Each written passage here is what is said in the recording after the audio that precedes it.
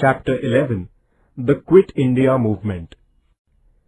The civil disobedience movement came to an end in 1934. The Parliament of England passed an Act in 1935 granting certain constitutional rights to Indians. According to this Act, Indians were to get more constitutional rights. The Act of 1935. This Act provided for the formation of a federation of British-administered provinces and the Indian princely states. Accordingly, the working of the British-administered provinces was to be transferred to the Indian representatives. The rulers of the princely states refused to join the federation on the ground that they would lose their autonomy if they joined the federation. As a result, the federal scheme in the Act did not come to fruition.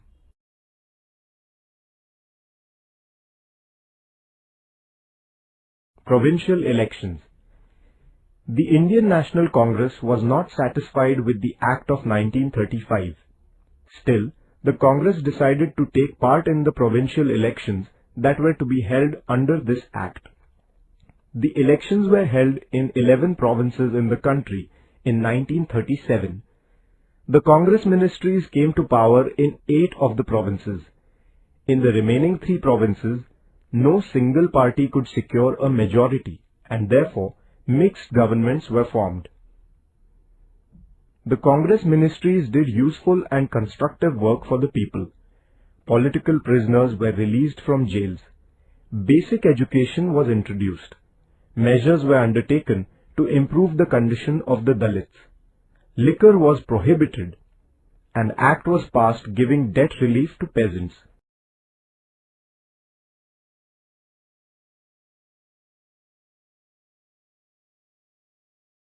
The Second World War and the National Congress. In 1939, the Second World War began in Europe. The then Indian Viceroy Linlithgow declared that India had joined the war on the side of England. England had claimed that it was fighting to save democracy in Europe. The Congress thereupon demanded that if England's claim was honest, it should at once grant independence to India. As England declined to immediately fulfill this demand, the Provincial Congress ministries resigned in November 1939. Individual Satyagraha. As it became evident that the British government was constantly ignoring their demands, the Congress decided to start an anti-war propaganda. With this end in view, it was decided that individuals would break laws singly. This is known as Individual Satyagraha. The first such satyagrahi was Acharya Vinoba Bhave. He was followed by nearly 25,000 individual satyagrahis. Cripps Mission. During the Second World War, England sided with America against Japan. The Japanese forces came close to the eastern borders of India. England then found the cooperation of the Indians indispensable in order to resist Japan in case it invaded India. Therefore, the British Prime Minister Churchill sent Sir Stafford Cripps to India. Cripps came to India in March 1942. He placed certain proposals about India before the Indians. These proposals did not satisfy any political party in India. There was no clear mention of the demand for complete independence in these proposals. The Congress, therefore, rejected them. The Cripps plan did not include the creation of Pakistan. Therefore, the Muslim League also turned down the plan. Quit India Movement. After the Cripps Mission, the Congress firmly resolved to intensify the movement for freedom. The Working Committee of the Congress passed a resolution on 14 July 1942 at Wardha. The resolution demanded that the British rule in India be ended immediately, giving India independence. A warning was also issued that if the demand was not met with, the Congress would launch a non-violent struggle for India's independence. Quit India Resolution. A session of the Congress began at the Gowalia Tank, Kranti Maidan in Mumbai on 7th August 1942. Maulana Abul Kalam Azad was the president of the session. The resolution of the Congress Working Committee passed at Wardha that the British should leave India was to be finally approved in the Mumbai session.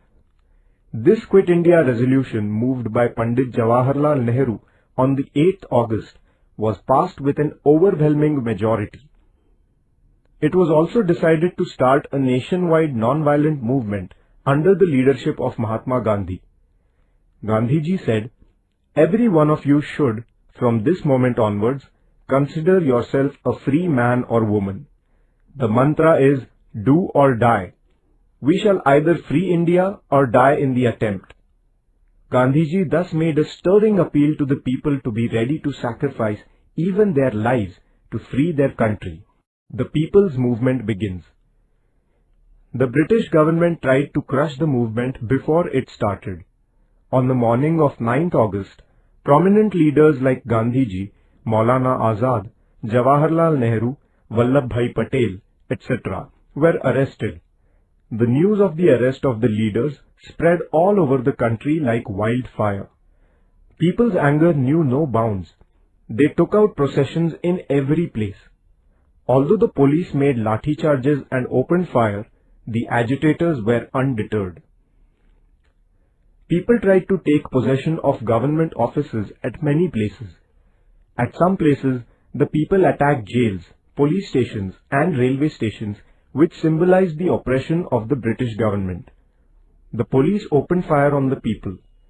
Carrying the Indian tricolour, school children in Nandurbar took out a procession. They gave shouts of Vande Mataram. The infuriated policemen opened fire even on these small children. Shirish Kumar, a young student, fell a martyr to this firing. In Maharashtra, the young and the old alike struggled with great tenacity and courage. The struggles at many places like Chimur, Ashti, Yavli, Mahad, Gargoti, etc. have become immortal. Underground movement. Towards the end of 1942, people's movement took a new turn. Its leadership passed into the hands of young socialist leaders who had gone underground. Jai Prakash Narayan, Dr. Ram Manohar Lohia, Chotu Bhai Puranik, Achyut Rao Patwardhan, Aruna Asaf Ali, Yusuf Meher Ali, Sucheta Kriplani, S.M. Joshi, Shirubhau Limaye, N.G. Gore, Yashwantrao Chavan, Maganlal Bagdi and others were at the forefront of the movement. The agitators disrupted communication and the government machinery by damaging railway tracks, cutting telegraph wires, blowing up bridges and so on. Groups like the Azad Dasta of Bhai Kotwal in Karjat Taluka of today's Raigad district and the Lal Sena of General Awari in Nagpur rendered the government helpless and witless for several months. Vitthal Zaveri, Usha Mehta and their associates had set up a secret transmission center in Mumbai. It was known as Azad Radio. It used to broadcast patriotic songs, speeches inspiring patriotism, and news about the agitation in the country. This encouraged the people to carry on the agitation. Such transmission centers were in operation for some time at Kolkata, Delhi and Pune. Establishment of parallel governments. People drove away the British officers from the districts of Midnapur in Bengal, Balia and Azamgarh in Uttar Pradesh, and Bhagalpur and Purnia in Bihar, and then established parallel governments there. Kranti Singh Nana Patil established a parallel government in the district of Satara. He was a source of inspiration for the people. With the help of his associates, he ended the British administration there and established a people's government. This government looked after such works as collecting taxes, maintaining law and order, punishing the criminals and so on. This government appointed people's courts which dispensed justice. The people too accepted the verdicts of these courts. To inculcate the love for their nation in the minds of the children, various organizations like the Rashtra Seva Dal, Azad Sena, Tufan Sena were formed. This government also undertook constructive work such as opposing the tyranny of money lenders, prohibition of liquor, propagation of literacy and opposition to caste distinctions. That is why this parallel government won the wholehearted support of the people. Nature of the August Revolution. The People's Movement of 1942 had fired up all parts of the country. Millions of Indians made great sacrifices for achieving the goal of independence. Many sacrificed their lives. The number of people participating in the struggle was so great that even all the prisons in the whole of the country were not enough to contain them. The patriotic songs composed by Sane Guruji, Rashtrasant Tukadoji Maharaj and others enthused the agitators further. This nationwide movement is also known as the August Revolution.